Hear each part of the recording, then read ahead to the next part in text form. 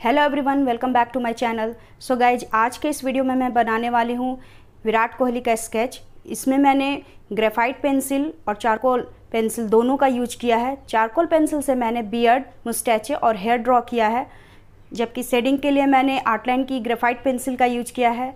अगर स्केच पसंद आए तो वीडियो को लाइक करना, चैनल पर नए हो तो सब्सक्राइब करना और बेल आइकन बटन प्रेस जरूर कर लेना ताकि मेरे आने वाले वीडियो का नोटिफिकेशन आप सभी को मिलता रहे। तो चलिए फिर स्टार्ट करते हैं।